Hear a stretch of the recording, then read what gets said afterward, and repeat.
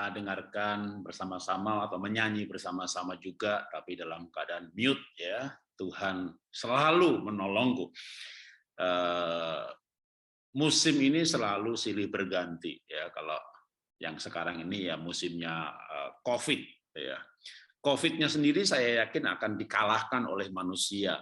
Firman Tuhan berkata bahwa waktu Tuhan Yesus datang nanti di akhir zaman, maka orang-orang percaya akan menyambut, diangkat gitu ya. Yang menyambut bukan COVID, jadi manusia nggak akan punah. Dan dengan vaksin yang pertama, kedua, booster dan segala macam secara keseluruhan seluruh dunia sudah turun, walaupun muncul varian baru Omikron yang katanya hanya bikin batuk dan demam gitu ya, nggak berbahaya gitu ya. Apakah COVID-nya nggak berbahaya atau manusianya yang makin kebal? Jadi ada dua kemungkinan ya. Tapi kalau yang pernyataan resminya memang tidak berbahaya. Karena nggak berbahaya, ini kayak berkat Tuhan sebenarnya. COVID yang lemah, tapi penyebarannya dahsyat sekali. Itu kayak vaksin alamiah gitu ya. Udah. Jadi secara keseluruhan ya pasti ya, apalagi nanti dengan teknologi kesehatan yang makin maju, manusia pasti sehat. Masalahnya gitu ya, masalahnya COVID ini lama banget gitu ya, sudah 2 tahun. Jadi yang sewa usaha di mall gitu ya, belum dipakai sewanya udah habis. Saya punya cabang-cabang sekolah, waduh dulu COVID-nya dipikir sebentar atau sempat reda gitu. Begitu reda, kontrak rukonya diperpanjang gitu ya. Wih, COVID-nya berpanjang. Aduh, 1 tahun kan sewanya sekian ratus juta gitu. Saya kemarin ketemu lagi, Pak, saya sewa 2 miliar, Pak, gitu. Dan yang nyewain nggak mau tahu gitu. Sampai saya kayaknya juga bikin pernyataan kepada para penyewa properti. Ini saatnya seluruh dunia saling berbuat baik, saling menopang, saling mensupport. Anda nggak berikan Anda grant, berikan dia yang nyewa itu kasih karunia. Kalau perlu dihitung separuh atau malah masa waktunya nggak dihitung. Supaya dia bangkit, usahanya bangkit, punya duit sewa lagi. Anda nggak mau tahu, ya dia bangkrut, nggak sewa lagi, Anda malah kosong. Belum lagi memang ini kesempatan saling mensupport. Ya, itu dalam bisnis. Demikian juga dalam keluarga. Nah, ketika pandemi waktunya panjang, ini kan dampaknya udah ada, apalagi saya mau kesaksian gitu ya. Nah, gimana kita bisa kuat menghadapi hal ini? Puji Tuhan Bapak Ibu tidak mengalami dampak yang sangat nyata gitu ya. Tapi beberapa orang kan kehilangan anggota keluarga. Itu menurut saya paling berat ya. Beberapa orang bangkrut atau PHK. Bahkan kalau di Jakarta ya, di Indonesia ya, saya nggak tahu di Amerika kayaknya orang lebih berani gitu ya. Terbang aja nggak pakai syarat macam-macam. Indonesia ini kan PCR dulu gitu ya. Amerika dari dulu orang mendarat di sana nggak pakai karantina gitu ya. Mungkin dampak ekonominya nggak separah di Indonesia. Tapi saya mau cerita sedikit soal orang lain dulu ya. Ini bahkan saya cerita soal pendeta gitu. Ini maksud saya begini gitu ya. Bapak Ibu itu jangan banyak ngeluh ke pendeta. Kenapa? Pendeta juga lagi susah. Loh kenapa susah, Pak gitu. Oke. Anggap aja ini gereja besar, cabangnya 30. Ya, cabangnya 30. Jadi dalam hari Minggu 30 pendeta khotbah, 30 WL mimpin pujian, 30 tim musik bermain musik. Dan tentunya ada persembahan kasih yang kita bicara jujur, yaitu pendapatan. Oke, katakanlah sistem gereja itu gitu ya, saya nggak tahu di sini gitu ya. Pendeta gajinya sebulan 5 juta. Tapi khotbah hari Minggu bisa dapat 2 juta, 3 juta. Sebulan 15 juta. Khotbah dapatnya 3 lipat daripada gajinya. Tiba-tiba COVID datang, ibadahnya streaming. Nah, namanya streaming itu kalau cabangnya ada 30 gitu ya. Ternyata di sentral gitu, streaming dari pusat gitu ya. Streamingnya dari pusat gitu. Tiba-tiba 30 pendeta nganggur. 30 WL nganggur. 30 pemain musik tim set, satu tim 30 tim nganggur karena yang ini cuma satu gitu. Jadi saya ketemu pendeta itu begini, Pak Jarod Pak enak malah nggak punya gereja, punya tema unik keluarga. Jadi Pak Jarod sejak pandemi ini gimana Pak khotbahnya? Sebelum pandemi itu paling 30 kali sebulan, terus waktu pandemi 50 kali. Nah, Dulu mau ke New York bisa 3 tahun sekali, sekarang berapa bulan sekali Pak Yogi panggil saya, ya kan? Nggak usah nyediain tiket, nggak usah jalan-jalan beli es krim.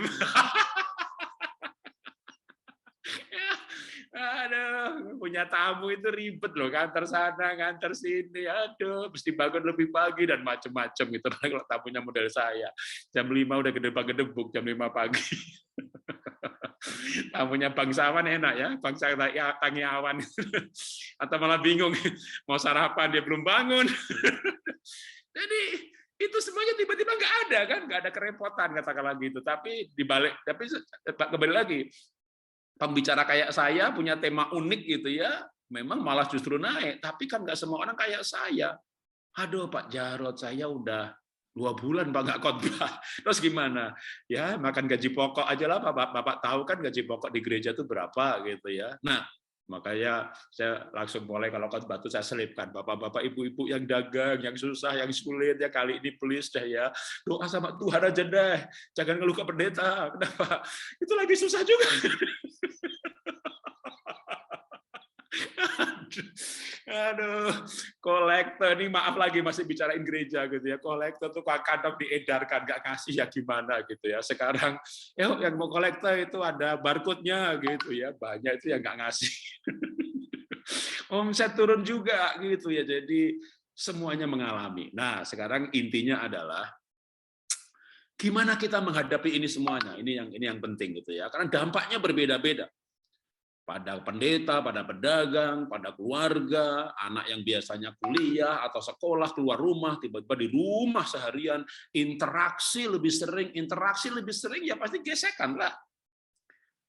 Bapak Betani New York termasuk sering panggil saya, tapi sesering-seringnya paling setahun 2-3 kali. Nggak mungkin ada gesekan, ya kan? Namanya 2-3 kali, wih Pak Jarod bagus, Pak Jarod lucu, wih seneng aku gitu ya. Jarang ada gesekan. Coba saya pindah ke New York jadi wakilnya Pak Yongki. Jangan-jangan mulai ada yang kecewa. Pak Jarod galak juga ya.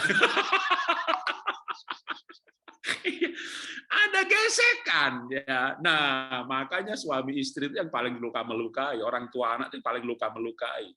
Apalagi pandemi, suami income-nya turun, jadi sensitif, jadi peka, karena peka diajak ngomong udah tersinggung duluan. Nah, ini perlu disiasati. Nah, sekarang saya mau berbagi gimana ya kita bisa kuat di dalam pergumulan. Saya akan mulai dengan membaca firman Tuhan. Setelah itu saya akan banyak kesaksian ya. Saya akan membacakan firman Tuhan tentang pergumulan. Judul perikopnya juga tentang pergumulan ya. Mazmur 73 ini judul perikopnya pergumulan dan pengharapan. Itu judulnya ya, pergumulan dan pengharapan. Ada pengharapan ketika sedang mengalami pergumulan. Tapi pergumulan itu bisa berat sekali sampai seperti yang dikatakan dalam ayat 21. 73:21.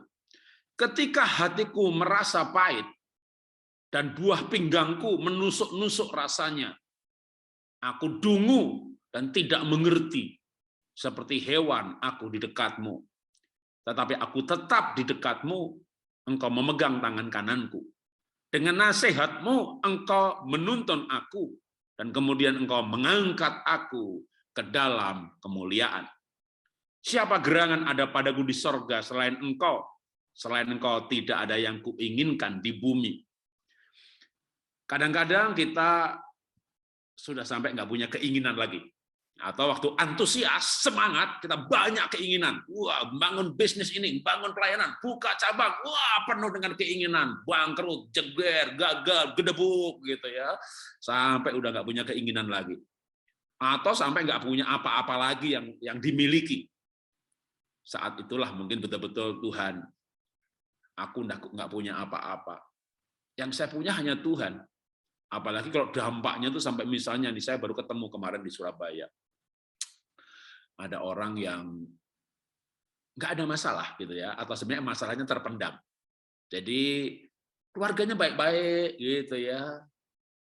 Tiba-tiba diusir sama suaminya, sama mertuanya untuk keluar dari rumah. Waduh. Seminggu terakhir masih makan bersama. H-6 masih foto-foto. H-3 masih pergi di restoran ngobrol-ngobrol. Pada hari H Mama capek ya? Ya udah istirahat dulu deh. Nanti kalau udah capek mau ngomong gitu. Terus dikasih surat. Gugatan cerai. Itu kan kayak bom di siang bolong. Waduh. Udah nggak punya apa-apa lagi. Anak nggak boleh dibawa, diusir. Hari itu juga angkat koper pergi. Betul-betul kayak mimpi. Aku nggak punya apa-apa lagi, Pak. Kadang-kadang ada orang yang betul-betul diizinkan Tuhan. Atau kayak Ayub. Semuanya habis dalam sekejap. Habis. Ya tinggal istri yang hidup. Anak 10 mati semuanya. Dan istri berkata, kutukilah Allahmu dan matilah kau. Punya teman 4. Untung yang satu baik. Elifas, Bildad, Sofar. Itu Tuhan marah dengan 3 ini. Tuhan tidak marah dengan Elihu. Ya, kalau selama ini nggak ngeh gitu ya. Tuhan marah dengan sahabat-sahabatnya Ayub. Tunggu. Tuhan nggak marah sama Elihu. Makanya nanti belajar, saya singgung sebentar, bagaimana sikap Elihu sampai Tuhan nggak marah. Itu sikap yang bagus sekali.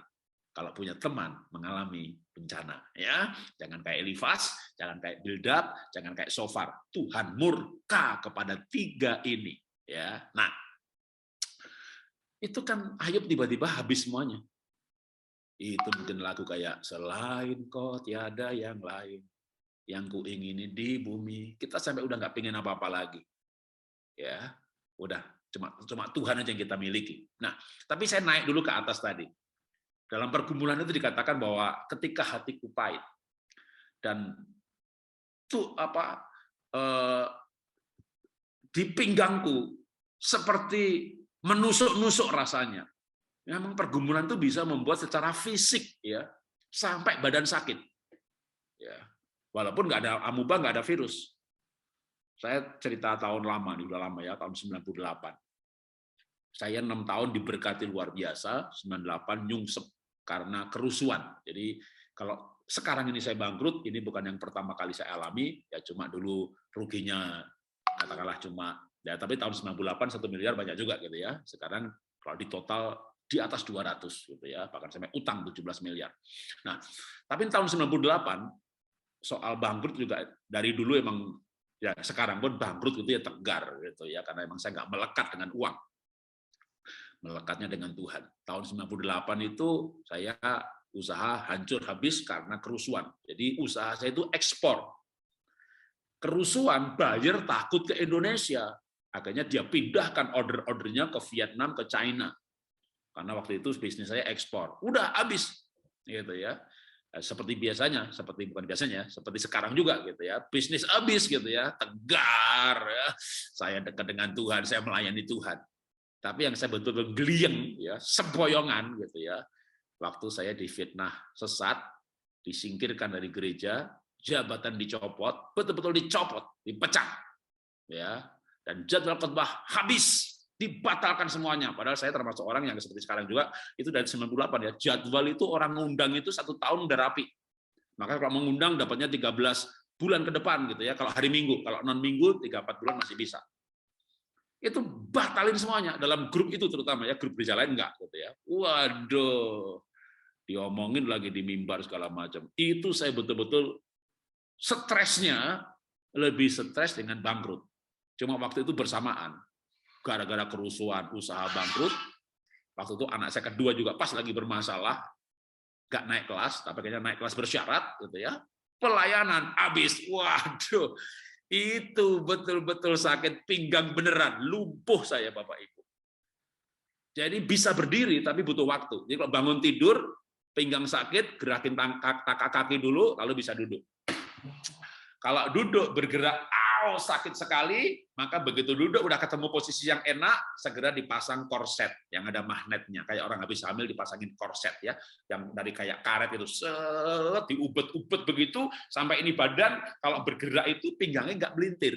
Karena kalau tulang belakangnya melintir, aduh sakitnya minta ampun, Aduh, umur saya waktu itu kan tahun 98 itu kan berarti umur saya baru 36 ya, 35, 36, 35. Kan saya lahir tahun 63. Masih muda. Lumpuh. Di rumah sakit Pertamina. Ini Pak Jarod. Bapak kejepit saraf di sini.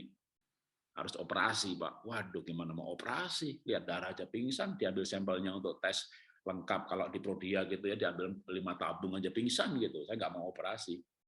Sampai Tuhan mengajar saya mengenai tidak boleh pahit hati. Ketika hatiku pahit dan pinggangku terasa menusuk-nusuk rasanya. Waduh. Singkat cerita, waktu itu saya berhasil mengatasi dengan cara, oke, saya baca ulang ya. Saya baca ulang, ini ayat-ayatnya yang akan saya baca ulang-ulang, yang lain kayak Ayub segala macam saya akan sebutkan aja. Mazmur 73 ayat 21. Ketika hatiku merasa pahit dan buah pinggangku menusuk-nusuk rasanya, aku dungu, aku tidak mengerti. Seperti hewan aku di dekatmu, tetapi aku tetap di dekatmu. Engkau memegang tangan kananku. Dan nasihatmu, dengan nasihatmu engkau menuntun aku. Jadi pada waktu kita tuh nggak mengerti, Tuhan kenapa ini Tuhan izinkan terjadi. Ini kan fitnah, ini kan nggak benar terjadi. Saya melayani, bahkan melayaninya waktu itu gratis, dalam arti bukan full time gitu ya. Orang-orang menyangka saya full time, orang-orang itu menyangka saya pendeta gitu. Ya nggak ditahbiskan, saking banyaknya khotbah sampai disebut pendeta. Dalam arti di gereja saya nggak digaji RP 00 gitu ya, tiba-tiba mengalami itu gitu. Waduh, saya jujur kecewa sama gereja dan kecewa sama gembala. Cuma saya nggak mau kecewa sama Tuhan, itu paling bahaya. Makanya Mazmur ini berkata, ketika aku tidak mengerti, aku seperti hewan yang dungu, kayak hewan bodoh. Ya, aku tetap melekat sama Tuhan. Dan Tuhan ajarkan setia, tunduk, taat, tertanam di gereja. Waduh, begitu nggak mau buka gereja sendiri karena ada yang ngomporin saya, malah ganti orang lain yang bilang kamu tuh bodoh bener deh.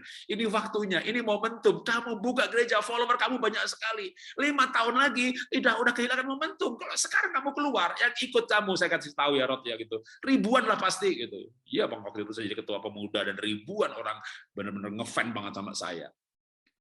Tuhan, saya bilang mau kayak orang bodoh, mau bodoh, pokoknya aku mau di dekatnya Tuhan. Dan dikatakan bahwa tanganmu, nasihatmu itu menuntun aku. Jadi waktu itu saya bilang sama istri, atau pertama saya bilang sama Tuhan, Tuhan, kalau istri setuju aku jadi gembala, aku buka gereja, itu aja aku minta tanda satu itu aja, gitu kan? Dan istri saya kan anak gembala, ya nggak asing dengan dunia itu, ya pikiran saya dia maulah gitu. Ternyata waktu itu dia nggak mau gitu. Kenapa nggak mau? Dia jawab pendek aja. Aku nggak mau disebut bugem. Bugem. Yang rohani ini alasannya gitu. Alasan kok singkat padat. Ya, emang gitulah istri saya nggak banyak ngomong kan. Kalau saya ditanya alasan, waduh jawabnya satu khotbah, satu sesi gitu kan. Aku nggak mau disebut bugem. Nggak enak jadi bugem, gemuk salah, kurus nggak salah, ke salon rambut dibilang salah, nggak ke salon dibilang salah, ada pokoknya ribet dah gitu. Laki-laki mah diomongin cuek aja ya, apalagi laki-laki kayak kamu, dablek. Kamu tuh tabah atau dablek sih? Kamu tuh tabah atau memang telinganya kuat sih gitu ya, diomongi orang ya tegar aja lah. Saya kan wanita, nanti diomongin, aduh pakai tas murah diomongin, pakai tas mahal dimarahi. Aduh, Pak Gembala disorot nggak apa-apa, emang suka narsis, suka foto, suka upload lah. Aku disorot-sorot gitu ya. Aduh, oh jawab juga jawabannya makin panjang. Tadinya cuma bilang nggak mau jadi bugem gitu. Ya sudah, akhirnya saya nggak jadi buka gereja. Tapi itu menurut saya tuntunan Tuhan. Karena saya sudah bilang sama Tuhan, Tuhan, apapun jawaban istri, itu saya anggap tuntunan. Nah, ketika aku seperti hewan dungu, aku tetap melekat di dekatmu, nasihatmu menuntun aku. Dan memang terbukti justru dengan tidak gembala, saya bisa melayani semua gereja, melayani semua sinode, buka keluarga Indonesia Bahagia, bahkan beberapa ketua sinode jadi anggota di WA grup saya. Banyak benar, ada beberapa, bahkan kalau dicampur antara ketua sinode dengan para hamba-hamba Tuhan, itu anggota WA grupnya sekitar 100-an, memang sangat selektif gitu ya, dan kita berkomunitas. Nah, itu saya merasa bahwa tuntunan Tuhan itu tidak pernah salah.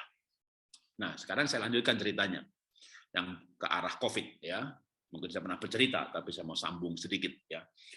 Sebelum COVID, saya pernah cerita bahwa usaha saya bangkrut, ya ruginya cukup besar, dan stok di gudang selama 2 tahun, karena bangkrutnya sebelum COVID 2019.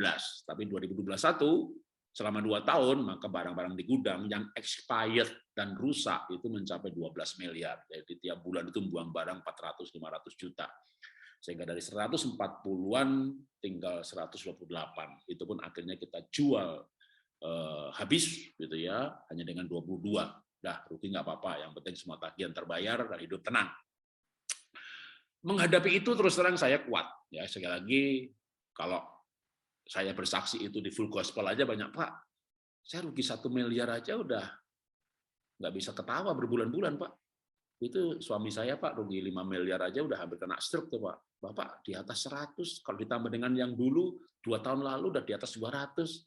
Ketawa, muka berseri-seri, khotbah antusias, khotbahnya soal keluarga, nggak cerita lagi soal pergumulan gitu. Nah itu dia, kemana-mana diundang khotbahnya keluarga terus, jadi nggak bisa curhat. Makanya tadi saya tanya Pak Yogi, Pak, temanya apa nih Pak? Bebas, hore, nggak bisa curhat di sini.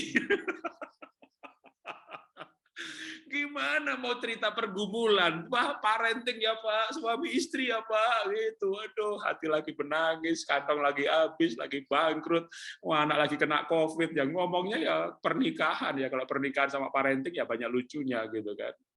Tapi hari ini temanya merdeka. Waduh, jadi Bapak Ibu waktu COVID itu rugi lagi. Saya tegar sekali. Kenapa?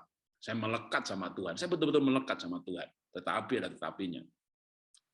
Waktu anak saya kena COVID Delta, lalu pembantu 2 pulang kampung, 1 tergeletak. Bahkan sampai akhirnya istri saya pingsan dan demam dan terketularan. Waduh, itu Juni-Juli tahun lalu itu rumah sakit Jakarta penuh semuanya. Betul-betul saya nggak dapat rumah sakit. Waktu anak pingsan, waduh, saya pikir bukan pingsan sih, tergeletak di lantai dalam posisi yang tidak normal. Waduh, itu betul-betul, waduh, dipanggil Tuhan deh gitu. Saya coba untuk kuasai diri, tidak teriak, tidak nangis. Saya takut istri saya yang udah ketularan drop, aduh, serba susah. Saya ngomong pelan-pelan, dan singkat cerita dia gerakin tangannya, walaupun belum sadar. Waduh, disitulah saya menangis. Saya jarang menangis, tapi waktu itu saya menangis. Bisa dibayangin dalam kondisi seperti itu, Pak, temanya komunikasi ya Pak, temanya parenting ya Pak. Anda lihat rekaman YouTube saya itu pada hari-hari itu, masih lucu khotbahnya. Selesai khotbah baru, Pak, gimana kabarnya? Baik, semuanya sehat? Tidak sih. Loh kenapa tidak? Anak COVID, gimana kondisinya? Tadi pagi pingsan. Saturasi berapa? Ya 90-an. Oh rendah banget dong Pak. Rumah sakit? Nggak dapat Pak. Waduh, istri ketularan. Kok Bapak tetap lucu? Lah temanya keluarga. Aduh, ya Pak Jarod gitu. Kok bisa sih Pak? Nah sebenarnya itu nggak bisa. Itu berat sekali bagi saya. Ketika keluarga, apalagi waktu itu saya dapat berita dari teman saya. Ya, kalau Anda mungkin kenal Pak Andreas Sustono, Pak, bantu doa ya Pak ya, istri saya dipanggil Tuhan. Oh gimana ceritanya? Anak saya COVID, istri saya ketularan. Anak saya sembuh, istri saya dipanggil Tuhan. Dia nggak tahu kalau anak saya COVID, dan dia nggak tahu kalau istri saya ketularan. Tapi berita itu, waduh, makin membuat saya masuk kamar. Udah nangisnya minta ampun. Dah. Saya bilang sama Tuhan, Tuhan, Ayub habis-habis harta benda semuanya, Ayub kuat. Tapi dia kuatnya cuma 3 pasal. Pasal yang ketiga, Ayub itu berkata lebih baik aku mati. Ayub yang pasal 6, Ayub kecewa. Ayub pasal 10, Ayub sempat mengutuki orang lain. Mengutuki sahabat-sahabatnya yang 3 itu, yang berbicara sampai pada pasal itu baru 3 orang. Elihu dia nggak kutukin. Jadi Ayub pun yang rohaninya luar biasa, misalnya orang soleh di muka bumi tersoleh gitu. Begitu dihajar habis-habisan, ya sempat juga namanya mengeluh. Memang dia mengucap syukur 3 pasal, ya 2 pasal malah. Pasal ketiga ada baca Ayub mengutuki hari kelahirannya. Tuhan, aku nggak mau sampai mengutuki. Saya tidak akan mengutuki hari kelahiran saya. Tapi waktu anak tergeletak, itu saya bilang begini sama Tuhan, Tuhan, aku melayani udah banyak sekali Tuhan. Saya percaya buah saya udah banyak. Anak saya masih muda Tuhan. Dia belum banyak buahnya. Beri dia kesempatan hidup. kalau boleh aku tukar Tuhan. Sampai satu ngomong begitu. Aku tukar Tuhan. Nah, saat itulah Tuhan itu beri kekuatan bahwa enggak, ya, bukan berarti enggak boleh tukar. Anakmu akan hidup. Aduh, itu enggak ada ayatnya, tapi itu rema, itu pergumulan. Itu kayak nasihatmu menuntun aku. Waduh. Tapi kagetnya lagi, besoknya pingsan lagi, saudara. Waduh, itu saya nggak ngerti, saudara. Dan istri juga pingsan di kamar mandi. Waduh, itu saya betul-betul bilang, Tuhan, saya nggak kuat Tuhan. Saat itulah saya betul-betul mungkin beberapa hari itu nangis saja kerjaannya, ya. Sampai ya singkat cerita ya, tanpa dokter, tanpa rumah sakit, ya singkat cerita akhirnya semuanya sembuh. Dan itu betul-betul bagi saya itu, waduh, kayak saya udah bilang sama Tuhan, kalau anak saya ini memang Tuhan rencanakan panggil, ganti saya Tuhan, ganti saya. Lalu tiba-tiba anak sembuh, saya nggak dipanggil gitu kan. Jadi saya menganggap, walaupun saya nggak COVID, saya menganggap diri saya ini perpanjangan umur. Saya menganggap diri saya itu kesempatan kedua. Maka sejak itu, saya justru makin melayani habis-habisan, bahkan termasuk yang non-Kristen, maka bikin pola hidup sehat. Ini saya mau cerita sedikit. Kan saya bangkrut. Lalu saya pikir mau kerja apa gitu ya, ngelukis. Ini belakang ini lukisan saya juga nih ya promo sedikit gitu ya. Ini tabut perjanjian. Ini sudah lukisan yang ke-8 karena udah ada 7 orang beli, tapi versinya beda-beda. Jadi tiap lukisan tentu berbeda-beda. Memang selama 2 tahun saya sudah menjual lebih dari 150 dan sampai hari ini belum ada minggu yang kosong ya. Kalau mau sedikit cerita juga ya nggak apa-apa ya. Oke. Langsung diputar aja. Nah, ini itu ada macan, itu ada lukisan Mazmur 1 ayat 3 ya. Itu ada yang lagi dibikin, itu menorah ya, sama sebelahnya sawah. Ini baru yang di ruangan ini aja ya. Yang itu yang saya sebut 3 tadi itu order yang belum selesai. Jadi 3 minggu ke depan berarti nggak kosong gitu ya. Dan itu terjadi minggu demi minggu. Tapi jujur saya masih khawatir. Kalau istri saya itu ajaib, dia nggak ada khawatirnya. Saya bangkrut ya, duit habis, itu istri saya itu jam 8 jamnya tidur, ya tidur. Gitu. Anak saya kena COVID, sesak nafas, tadi pagi pingsan, malamnya jam 8 jamnya tidur. Istri saya itu makhluk ajaib. Nggak ada khawatirnya, nggak ada sedihnya, stabil, tenang. Suaminya bangkrut, dia tenang. Makanya itu, aduh, saya bilang, kamu kencing, saya minta urinnya. Kenapa? Mau tak tes pH-nya berapa. Nggak pakai olah nafas, pH-nya 7,5 alkali. Ya nggak akan sakit lah orang seperti itu gitu ya. Kalau orang Jawa itu bilang begini, lah ngebo itu kayak kerbau itu loh ya. Mangan enak, urip enak, turu enak, mangan enak, apa jadi makan, tidur pules, gampang tidur, dimanapun bisa tidur, nggak pernah cemburu, nggak pernah curiga. Saya pergi pelayanan, ini ibu-ibu nggak tahu kalau itu istri saya. Ibu-ibu tuh ngajak foto berdua, lalu bilang sama istri saya, dia nggak tahu, Bu, tolong diambilin dia.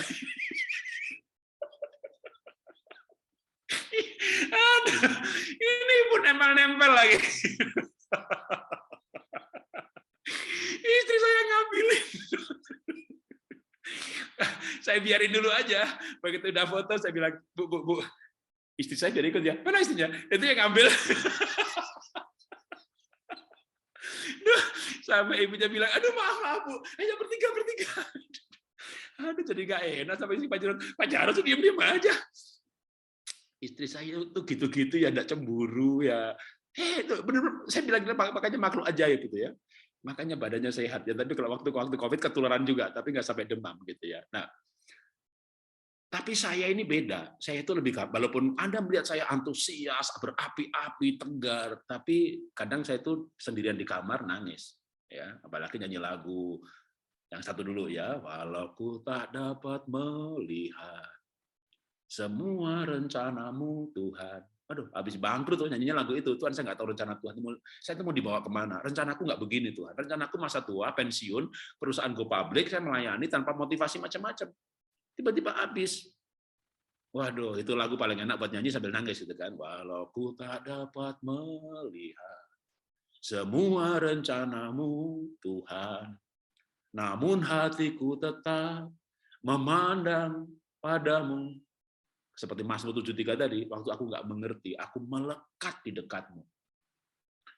Atau nyanyi yang lagu tadi saya nyanyi lagu gitu ya. Musim selalu berganti, tapi kasih Tuhan abadi, tak pernah berubah. Aduh, kalau nyanyi lagu itu udah bawaannya mau nangis saja. Musim berganti, Tuhan, aku miskin, aku jadi pegawai, aku melayani, ganti musim, aku jadi pengusaha. Ya, saya pikir nggak ganti musim, bangkrut. Aduh, musimku berubah lagi. Aduh, musim COVID lagi. Anak kena lagi. Waduh. Anak isolasi lantai 2, istri isolasi lantai, untungnya masih puji Tuhan juga rumah saya cukup gede, jadi saya tidur di ruang yang ini. Ini kamarnya sempat saya surat jadi tempat tidur saya. Yang lukis di sini, bau cat di sini, tidur di sini, nangis-nangis di sini, habis nangis harus melayani. Temanya bukan pergumulan. Aduh, hati menangis, tapi harus tertawa gitu. Nah, tapi gimana kuatnya? Sekali lagi waktu anak sakit, istri sakit itu berat sekali. Nah, lalu singkat cerita, saya sempat menawarkan kepada Tuhan, seperti Musa sebenarnya. Saya itu dapat dari Musa. Musa kan waktu bangsa Israel menyembah berhala, Tuhan bilang sama Musa, kamu minggir dari bangsa itu. Bangsa itu sama binasakan, kamu saya akan jadikan bangsa yang besar. Dan Musa justru berdiri di antara Tuhan dan bangsa itu. Bunuh saya Tuhan. Selamatkan bangsa itu. Waduh. Itu memang ide yang membuat saya berkata sama Tuhan waktu anak tergeletak. Tuhan, saya ganti Tuhan. Saya ganti Tuhan. Lalu Tuhan nggak ambil anak saya dan nggak ambil saya. Nah, hubungannya dengan pergumulan tadi, saya bangkrut, lukisan laku, tapi terus terang saya masih ada khawatirnya, nggak kayak istri saya nggak punya khawatir. Saya masih khawatir, ini kan bukan jualan suplemen, kesehatan, masih laku terus nggak ya? Nah, akhirnya saya merancang, karena memang sudah belasan tahun saya hidup sehat untuk diri saya sendiri, terutama lewat antioksidan, probiotik, pola makan, diet yang tepat, itu udah belasan tahun. Lalu belakangan memang saya belajar olah nafas, lalu akhirnya selain belajar di Indonesia yang bayar ya, juga belajar sama Wim Hof Belanda dan John Kabat-Zinn di Massachusetts Medical Center University. Jadi itu dokter, profesor juga ya, Dr. John Kabat-Zinn, Anda bisa Google. Setelah belajar, singkat cerita saya kemas menjadi 12 modul. Yang saya pikir kalau 12 modul 3 bulan, 1 bulan kalau di luar negeri bisa $100, di Indonesia 100.000. Tapi 100.000 saya lihat grup lain itu yang ikut banyak juga, sampai 500 orang sebulan. Ya. Berarti kan 50 juta. Ya cukuplah gitu ya. Kalau saya mungkin bisa lebih kali, kan orang itu nggak seterkenal saya. Kalau 1.000 orang 100 juta, cukuplah gitu ya. Itu saya lagi mau launching. Dalam pergumulan dengan Tuhan itu Tuhan bilang begini, kamu nggak usah khawatir soal hidupmu. Hidupmu aku pelihara, tapi kamu pelihara hidup orang. Itu saya nangis Tuhan. Nangisnya kenapa? Saya masih nawar sama Tuhan. Tuhan, saya masih bertanya lagi, nanti Tuhan pelihara saya itu gimana? Ya saya tahu lukisan saya laku, tapi terus apa enggak? Tapi Tuhan itu berkata, kamu pelihara banyak orang. Ya, itu gratiskan aja. Ajari semuanya orang hidup sehat dengan gratis. Apapun agamanya. Bahkan waktu dalam pelajaran yang paket itu nggak usah ngomong-ngomong soal agama. Tapi sembuhkan mereka. Kayak Tuhan Yesus kan nyembuhin dulu baru ngajarin nilai hidup. Saya akan sembuhkan mereka. Saya akan ajari mereka juga inner healing, luka-luka batin. Memang hanya sampai areal jiwa. Saya nggak akan sentuh soal rohnya. Karena tujuannya saya adalah, atau amanat buat saya adalah menyembuhkan, memulihkan banyak orang. Ada inner healing, ada luka-luka batin, tapi tanpa ayat. Ya. Tapi nanti banyak orang juga akhirnya tahu kan saya pendeta, saya hamba Tuhan. Ya, nanti yang PI pribadi, head to head, cari jiwa biar orang lain. Emang saya memposisikan diri sebagai pengajar. Nah itu dalam pergumulan itu saya dapat itu. Akhirnya saya buka gratis, benar. Dalam 10 hari langsung 1.250.000 itu angkatan pertama, 1.250 orang gitu ya. Lalu saya tutup. Saya pikir nanti akhir April baru angkatan kedua, tapi aduh permintaan banyak banget. Mungkin saya akan bahkan akhir Maret ini saya udah buka angkatan kedua, udah mulai, baru angkatan ketiga nanti April. Cuma saya berarti harus menyediakan waktu lebih banyak. Karena kalau 1.250 orang, Zoom-nya hanya bisa 500. Untuk satu angkatan aja saya butuh 3 kali, menyediakan 3 waktu Zoom. Kalau 2 angkatan, 6 kali, atau saya padetin dah. Jadi satu orang hanya punya Kalau mau saya egois ya udah, pokoknya satu angkatan Zoom-nya 1 hari. Tapi saya kasih kesempatan mereka yang nggak bisa pagi ambil malam, nggak bisa malam ambil pagi. Jadi paling tidak satu angkatan tuh bisa pilih salah satu. Sabtu pagi apa Minggu malam gitu ya. Lalu ada lagi pilihan yang lain atau Senin malam gitu. Nah itu berarti kan saya harus menyediakan waktu. Saya sempat tawar-menawar dalam pergumulan saya. Karena waktunya banyak, belum lagi jawabin WA-nya. Waduh, nanya-nanya orang kan banyak banget. Tapi sekali lagi Tuhan berkata, pelihara orang lain, aku pelihara kamu.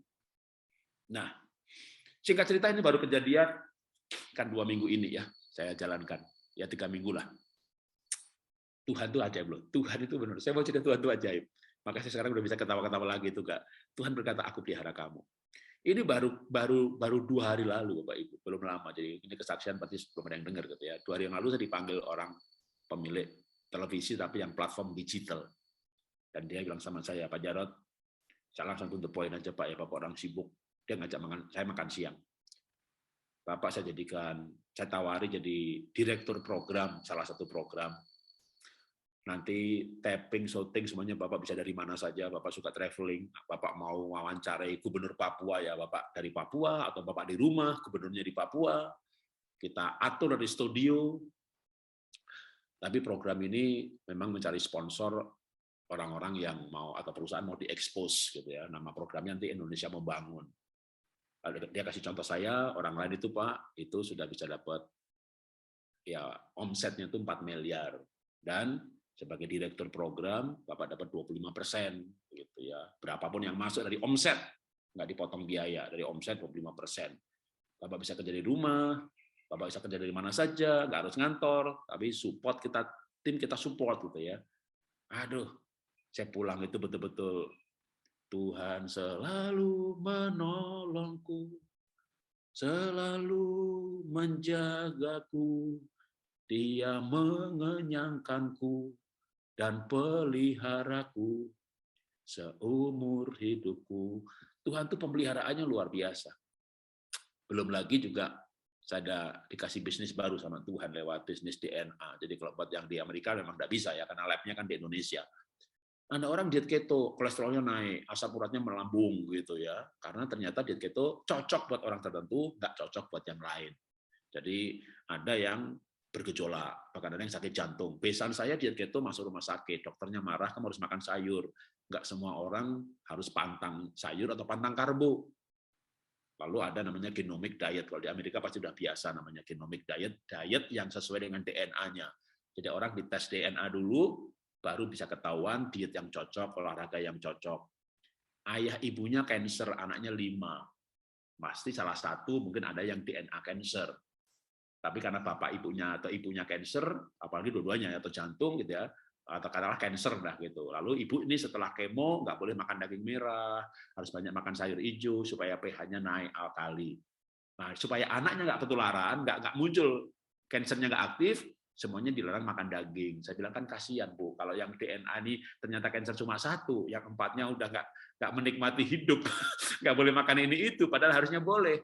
Nah ini 5-5-nya dites. Oh cuma 1 yang ada DNA-nya, atau malah semuanya bebas bersih. Dalam Yesus terjadi regenerasi sel dengan sel yang baru, ciptaan baru nggak ada. Tapi seandainya tidak terjadi mujizat DNA, maka dengan dites, oh 1 aja ini yang dietnya diet kayak ibu, supaya dengan itu walaupun ada. Jadi cancer itu sebenarnya kalau ada DNA-nya juga, tapi terpicu kecewa, kepahitan, tubuh tidak alkali. Selama tubuhnya alkali, dijaga dengan diet, walaupun ada DNA kanker, nggak akan muncul. Nah, itu bisnis yang baru saya adalah tes DNA itu. Dan puji Tuhan juga, ya, benar-benar ajaib, benar-benar ajaib. Tuhan itu bisa kasih saya omset yang tak terduga. Jadi hari-hari ini ya, saya lagi mengalami pemeliharaan Tuhan itu yang nyambung terus. Gitu. Lukisannya juga belum berhenti. Lukisannya belum berhenti. Tapi yang namanya pemeliharaan Tuhan. Nah, makanya sebenarnya intinya di mana nih? Intinya kekuatan supaya kita tuh bisa hidup, sekalipun jatuh nggak tergeletak, bangkit lagi. Saya nggak banyak ayat ya. Saya kembali lagi sebagai penutupnya balik ke Mazmur lagi ya. Balik ke Mazmur lagi ya. Nanti saya singgung juga ayat sedikit untuk penutupan. Mazmur 73. Ketika hatiku merasa pahit dan buah pinggangku menusuk-nusuk rasanya, aku dungu, nggak ngerti apa-apa, dan tidak mengerti seperti hewan, bahkan sampai nggak ngerti seperti itu. Tapi aku di dekatmu. Tetapi aku tetap di dekatmu. Engkau memegang tangan kananku. Dengan nasihatmu engkau menuntun aku. Dan kemudian engkau mengangkat aku ke dalam kemuliaan. Banyak orang mental illness di dunia ini gara-gara COVID dan segala akibatnya. Siapa yang tidak mengalami mental illness? Orang-orang yang dekat dengan Tuhan. Kalau saya nggak melekat dengan Tuhan juga gila lah. Bisa gila loh, bener loh. Terutama bukan waktu bangkrut ya. Waktu anak sakit itu saya betul-betul pergumulan saya jauh lebih berat daripada saya bangkrut. Karena saya masih sehat. Jadi kalau saya bangkrut, saya usaha lagi lah. Teman banyak, katanya teman itu kan berkat ya, nggak akan kekurangan, nggak akan mati lah orang kalau temannya banyak. Pergi ke rumah teman juga dikasih makan. Tapi anak tergeletak gitu ya, setelah batuknya nggak berhenti, saturasi turun 90 badan itu, anak saya itu kan dokter, akhirnya dapat dokter beli antivirus ini ya, sama ini ada 2, satunya antibiotik, ini butuh 40 butir Pak gitu. Cuma dapat 9 butir. Jadi kalau itu diminum 3 hari habis, kita nggak tahu 4 hari lagi minum apa enggak. Indonesia ini horor banget. Jadi orang nggak sakit COVID, borong obat, jaga-jaga. Yang sakit beneran nggak kebagian gitu loh. Jadi itu sempat kosong, itu pas COVID Delta, itu apotek kosong. Waduh, anak kita sakit, obat nggak dapat, coba bisa dibayangin. Sesak nafasnya bertambah lagi, saturasi turun, cari oksigen. Yang dulunya 750, 4 juta, itu pun nggak ada barang. Itu maka bagi saya waktu itu nightmare banget. Aduh, maka dalam kondisi seperti itu, kayak Tuhan, maaf nih ya, saya minta maaf. Kita tuh baca Mazmur 91 sampai kayak orang baca mantra gitu ya. Akan diluputkan, kena juga. Aduh, saya bilang Tuhan, aku melayani tulus lah, aku melayani si Boni. Ya, kenapa Tuhan izinkan ya gitu ya? Tapi lama-lama jadi ngerti, oh ya Tuhan, bawa saya lebih dalam lagi dalam keintiman dengan Tuhan. Tujuan hidup yang sungguh-sungguh menolong orang, bahkan nggak peduli agamanya, udah tolong mereka, bantu mereka.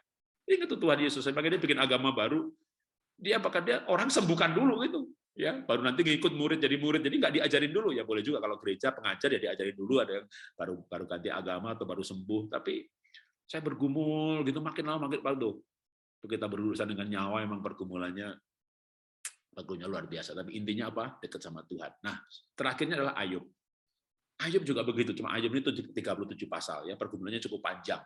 Ya, tapi singkat cerita kan pasal 38 sampai 41, Ayub itu bergaul dengan Tuhan. Jadi dia mulai berbicara dengan Tuhan, Tuhan berbicara dengan dia, sampai Ayub akhirnya dikuatkan oleh firman-Nya. Sehingga Ayub 42 ayat 1, itu Ayub masih kondisi habis-habisan. Ayub 42 ayat 1 berkata, Tuhan, rencanamu nggak ada yang gagal. Dan benar, pasal-pasal ayat berikutnya itu pemulihannya luar biasa. Karena itu Bapak Ibu, saya nggak tahu apa yang Bapak Ibu alami, tapi kecewa dengan manusia itu manusiawi. Kecewa dengan gereja, yayasan itu manusiawi. Kecewa perusahaan itu manusiawi. Kecewa sama pemerintah, keadaan itu manusiawi. Tapi jangan sampai kecewa sama Tuhan. Justru kita harus melekat dengan Tuhan, melekat dengan Tuhan. Sampai nanti ayat-ayat kita baca itu jadi rema. Ayat yang tadinya nggak ada artinya tiba-tiba berbunga-bunga. Kita kayak dapat kekuatan, ya. Dan Tuhan nanti akan meneguhkan firman-Nya dengan kejadian-kejadian yang kita akan tahu bahwa Tuhan ada, Tuhan hidup.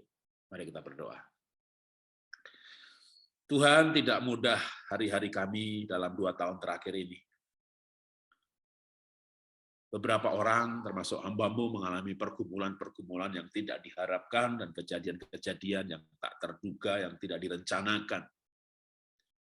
Bahkan kami dengan segala ilmu yang kami miliki, kami bisa seperti orang dungu yang menangis dan tidak mengerti kehendak Tuhan. Tapi kami belajar sungguh-sungguh dan lebih sungguh-sungguh lagi melekat dengan Tuhan. Lebih sungguh-sungguh dalam hal motivasi, dan kami kembali sungguh-sungguh seperti orang yang baru lahir baru, kalau kami ingat-ingat ya Tuhan. Seperti orang pertama kali melayani, roh kami berkobar-kobar di dalam ketulusan yang sungguh.